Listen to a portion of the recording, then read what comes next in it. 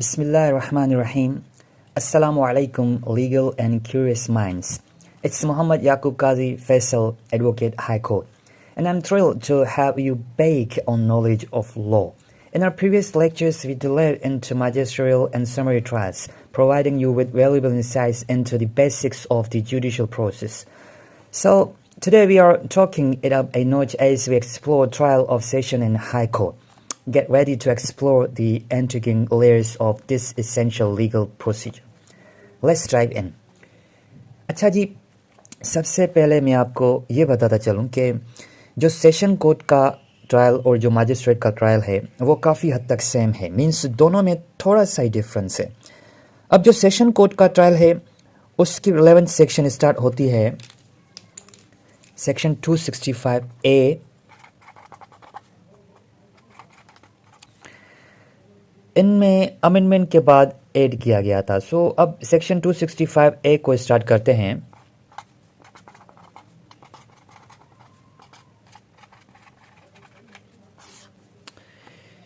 ये कहता है कि trial before court of session to be conducted by public prosecutor, means to say कि कोर्ट के सामने जो भी ट्रायल होता है जो थ्रू पुलिस रिपोर्ट इनिशिएट हुआ है तो वो पब्लिक प्रोसिक्यूटर ही करेगा। इसके बाद आता है सेक्शन 265B। ये कहता है कि जो प्रोसीजर हम आगे डिस्कस करेंगे वो प्रोसीजर फॉलो किया जाता है हाई कोर्ट के अंदर और सेशन कोर्ट के अंदर जितने भी केसेस पर ट्रायल पर होते हैं।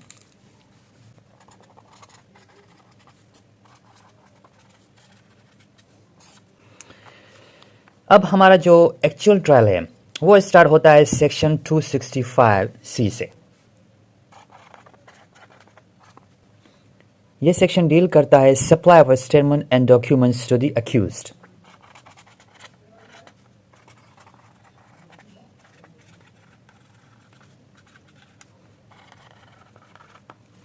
सेम थिंग जो हमने मजिस्ट्रेट के ट्रायल में पढ़ी थी कि सबसे पहली चीज़ के ट्रायल कहाँ से स्टार्ट होता है।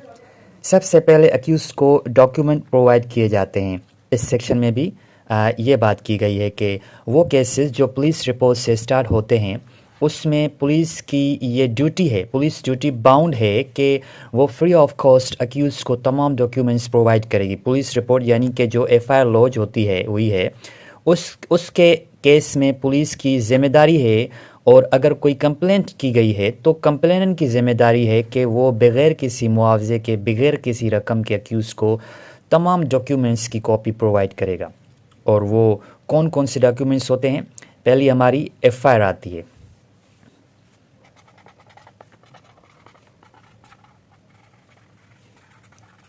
First information report under section 154। दूसरी चीज़ है पुलिस रिपोर्ट जिसको चालान कहते हैं, जो कि अंडर सेक्शन 173 के अंडर आता है। और तीसरी चीज़ statement of all the witnesses.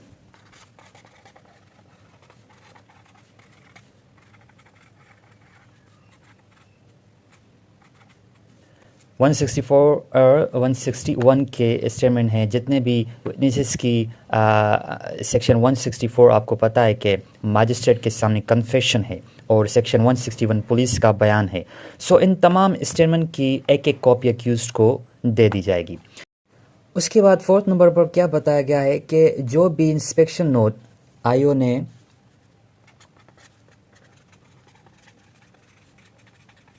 Investigation officers ने place of occurrences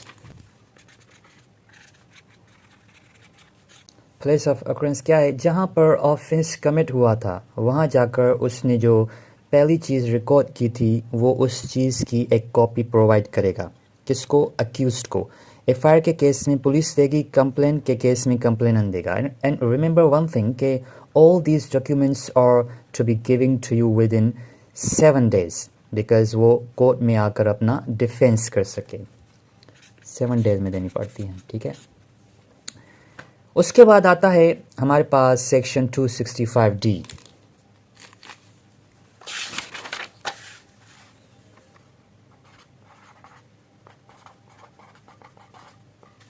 section 265D, जैसा कि हमने मजिस्ट्रेट ट्रायल में हमने पढ़ा था कि डॉक्यूमेंट सप्लाई करने के बाद मजिस्ट्रेट की पहली ड्यूटी क्या होती है, वो चार्जेस फ्रेम करेगा।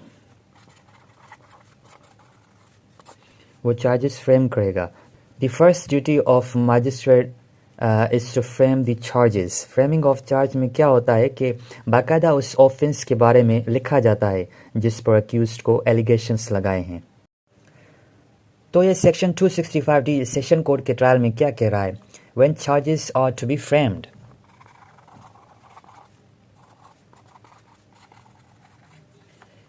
कब चार्ज फ्रेम किया जाएगा? मींस के सेशन कोड हर केस में चार्ज फ्रेम नहीं करेगी, बल्कि इस सेक्शन के अकॉर्डिंग पुलिस रिपोर्ट को परस्यू करने के बाद या अगर कंप्लेंट का केस है तो उस सूरत में जितनी भी स्टेटमेंट और डॉक्यूमेंट प्रोसिक्यूशन ने फाइल किए हैं उन तमाम डॉक्यूमेंट्स को देखते हुए अगर कोर्ट को ये लगता है that there is a ground for proceeding with a trial of the accused, अगर कोर्ट को लगता है कि कोई रीज़नेबल ग्राउंड है, अगर कोर्ट को लगता है कोई भी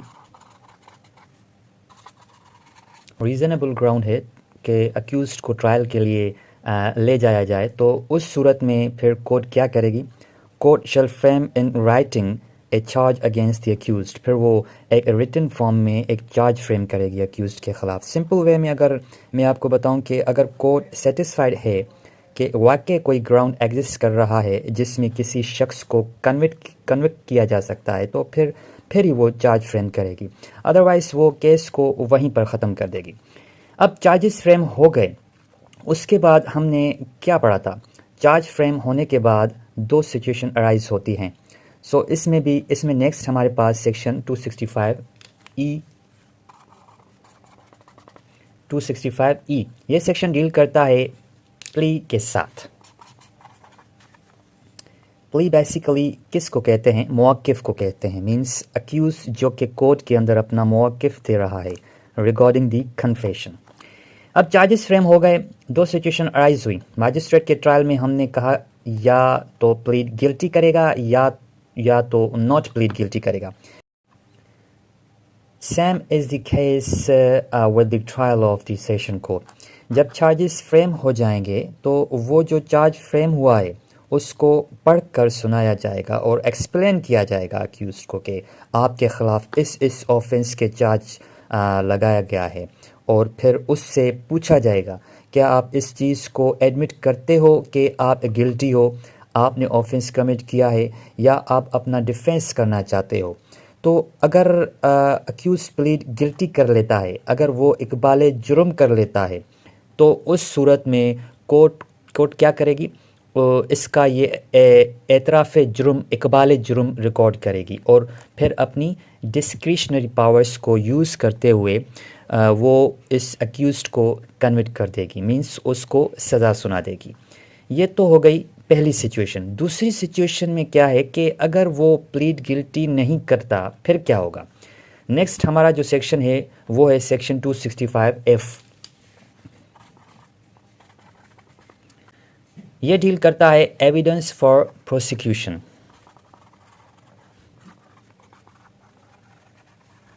एविडेंस फॉर प्रोसिक्यूशन, इसमें ये कहा गया है कि अगर अक्यूज्ड प्लीड गिल्टी नहीं करता, मींस वो एतराफ़ जुर्म नहीं कर रहा, या कोर्ट अपनी डिस्क्रिशनरी पावर्स को यूज़ करते हुए अगर प्ली लेने के बाद भी अक्यूज्ड को कन्विक्ट नहीं करती, तो कोर्ट फिर मूव करेगी ट्रायल की तरफ। और कोर्ट क्या कहेगी कि दोनों पार्टीज़ अपने अपने एविडेंसेस, अपना अपना डिफेंस लेकर आएं। अक्यूज्ड को कहा जाएगा वो ख़ुद को डिफेंड करे।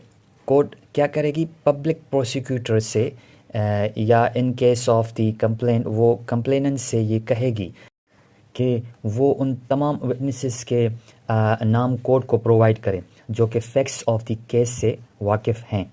इन्हें पता है कि जब ऑफेंस कमिट हुआ था तो वहाँ क्या क्या हुआ था। देन वो उन तमाम विटनेसेस को समन करेगा,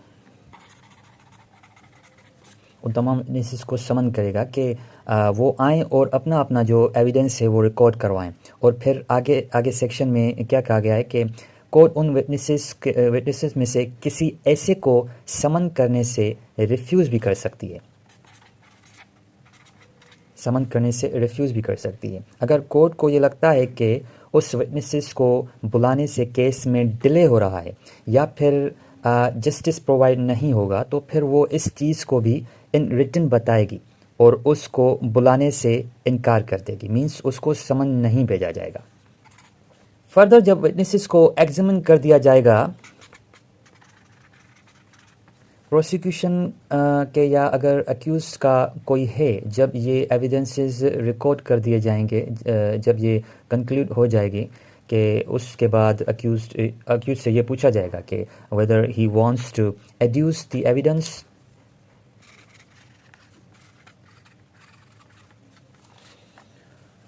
अब ये जो एड्यूसिंग ऑफ द एविडेंस है, इससे क्या मुराद है कि क्या वो अपनी कोई दलील पेश करना चाहते हैं, अपना कोई सबूत पेश करना चाहता है। So if one person is accused और in case if there are several accused in this case, अगर वो कहते हैं कि हाँ हम अपना एविडेंस कोर्ट में लाना चाहते हैं, देन फिर कोर्ट क्या करेगी, वो उसको इजाज़त देगी कि वो अपना एविडेंस लाएं कोर्ट में और ख़ुद को डिफेंड करें। अब हम आते हैं सेक्शन 265G पे।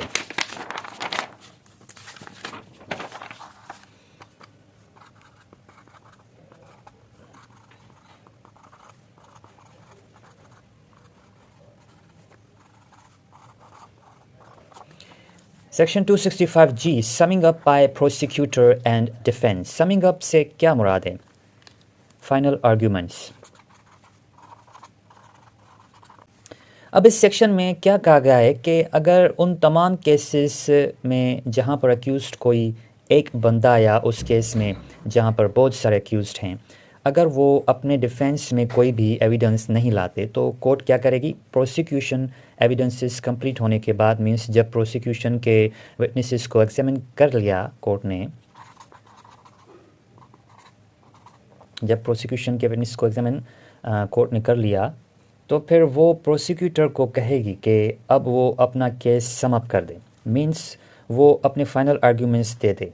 जैसे ही प्रोसिक्यूटर अपने केस को समाप्त करेगा, उसके बाद अक्यूज्ड को कहा जाएगा कि वो आए और इसका जवाब दे, मींस अगर वो अपनी सफाई में कुछ कहना चाहता है तो वो अपना एविडेंस पेश करे। या फिर दूसरी सिचुएशन, अगर अक्यूज्ड अपना डिफेंस लेकर आता है, अपनी सफाई में अपना सबूत लेकर आता है, तो कोर्ट उसके एविडेंसेस रिकॉर्ड करने के बाद उससे कहेगी कि वो अब अपना केस समाप्त करे। देन प्रोसिक्यूटर को ये कहा जाएगा कि अब वो इसका जवाब दे, मींस जवाबुल जवाब। अच्छा जी, अब हम आते हैं सेक्शन 265H। सेक्शन 265H, अब जब केस समाप्त हो गया तो फिर दो ही सिचुएशंस आती हैं, या अक्यूटल या कन्विक्शन। अब इस सेक्शन में क्या कहा गया है कि अगर किसी केस के अंदर चार्ज फ्रेम होने के बाद, एविडेंसेस रिकॉर्ड करने के बाद, अगर कोर्ट को लगता है कि अक्यूज गिल्टी नहीं है, अक्यूज ने ये ऑफेंस कमिट नहीं किया, देन फिर उसके अक्यूटल का ऑर्डर दे देगी। ठीक है, उसके बाद कोर्ट उसके अक्यूटल का ऑर्डर दे देगी, मींस उस अक्यूज को फिर रिहा कर दिया जाएगा। बट अगर कोर्ट को ये लगता है कि अक्यूज इज़ गिल्टी, अक्यूज ने ऑफेंस कमिट किया है, तो वो अक्यूज्ड के कन्विक्शन का ऑर्डर दे देगी और फिर according to the nature of offence उसके अगेंस्ट सज़ा सुना देगी। अब आते हैं हम सेक्शन 265I।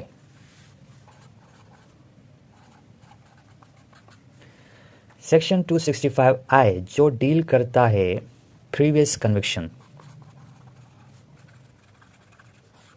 प्रीवियस कन्विक्शन के केस में क्या होगा, इसका जो प्रोसीजर है वो हम मजिस्ट्रेट ट्रायल में डिटेल से पढ़ चुके हैं।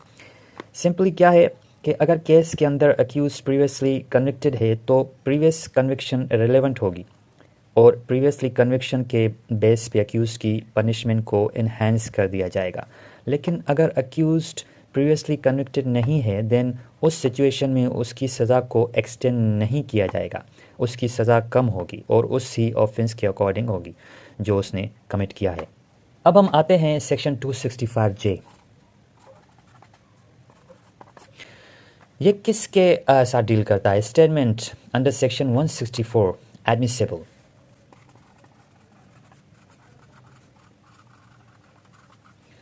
इस सेक्शन में सिंपली ये कहा गया है कि जैसे हमने मैजिस्ट्रेट के ट्रायल में बात की थी कि जो 164 की स्टेटमेंट उसको एज एन एविडेंस के तौर पे लिया जाएगा, तो इस कोर्ट ऑफ सेशन के ट्रायल में भी 164 की स्टेटमेंट है वो रिलेवेंट है, एज एन एविडेंस उसको लिया जाएगा। नेक्स्ट है सेक्शन 265 के। यह डील करता है power of the court to acquit the accused any stage।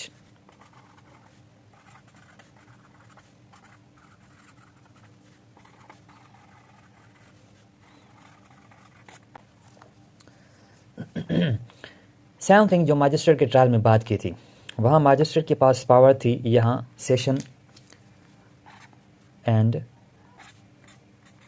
Court and high court दोनों के पास पावर है कि वो अक्यूज को किसी भी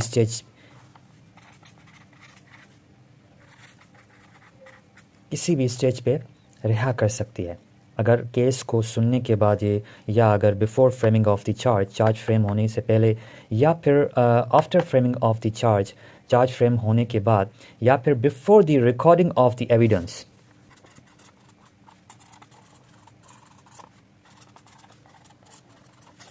before the recording of the evidence record होने से पहले या after recording of the evidence, before या आफ्टर।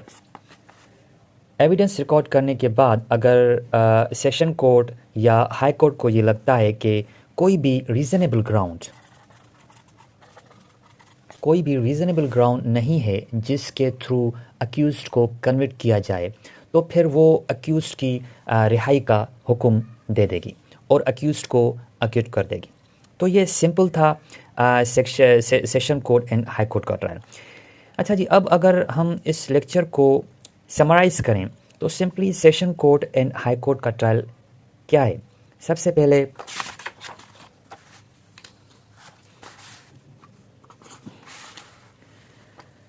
सेक्शन 265C के under supply of documents. Supply of documents supply किए जाएंगे अक्यूज को डॉक्यूमेंट सप्लाई करने के बाद जो पहला काम होगा वो सेक्शन 265D के अंडर फ्रेमिंग ऑफ चार्ज क्या होगा? फ्रेमिंग ऑफ चार्ज होगा। ये बात याद रखनी है कि सेशन कोर्ट हर केस में चार्ज फ्रेम नहीं करता। अगर कि वो सेटिस्फाइड होता है कि कोई रीज़नेबल ग्राउंड है तो वो चार्ज फ्रेम करेगा। चार्ज फ्रेम करने के बाद 265E के अंडर प्ली ले जाएगी, या तो अक्यूज प्लीड गिल्टी करेगा या वो प्लीड नॉट टू गिल्टी करेगा। अगर वो प्लीड गिल्टी कर लेता है तो फिर उसको कन्विक्शन होगी, और अगर वो प्लीड नॉट टू गिल्टी करता है तो फिर उससे फर्दर ट्रायल के लिए ले जाया जाएगा। तो सेक्शन 265F क्या कहता है कि अगर वो प्लीड गिल्टी नहीं करता तो फिर एविडेंस रिकॉर्ड किए जाएंगे।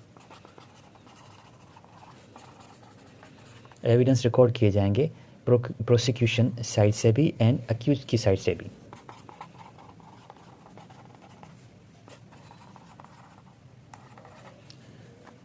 प्रोसिक्यूशन की साइड से भी, अक्यूज की साइड से भी, और इन दोनों साइड से एविडेंस रिकॉर्ड करने के बाद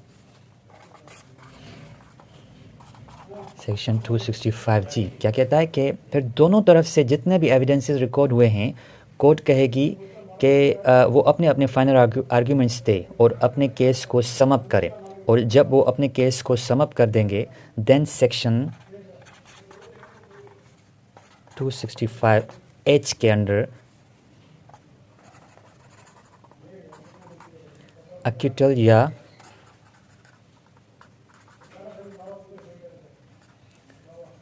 कन्विक्शन होगी। मींस अगर कोर्ट सेटिस्फाइड हो जाती है कि अक्यूज ने ऑफेंस कमिट नहीं किया, तो वो क्या करेगी, अक्यूज्ड को अक्यूट कर देगी। लेकिन अगर कोर्ट सेटिस्फाइड हो जाती है कि अक्यूज्ड गिल्टी है, उसने ऑफेंस कमिट किया है, तो फिर वो उसको बाकायदा सज़ा सुना देगी। फिर सेक्शन 265I की बात होती है कि अगर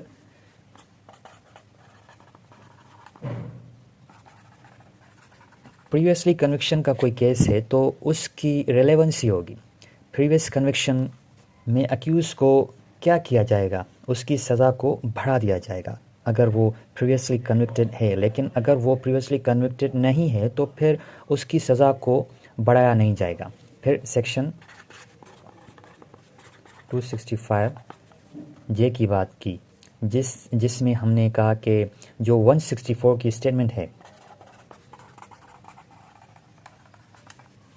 जो 164 की स्टेटमेंट है उसको एज एन एविडेंस लिया जाएगा ट्रायल के अंदर। और लास्ट हमने कहा कि सेक्शन 265 के में कोर्ट के पास ये पावर है कि वो किसी भी स्टेज पर अक्यूज्ड को अक्यूट कर सकती है अगर उसको लगता है कि कोई रीज़नेबल ग्राउंड नहीं है। सो ये था हमारा lecture trial by session in high court.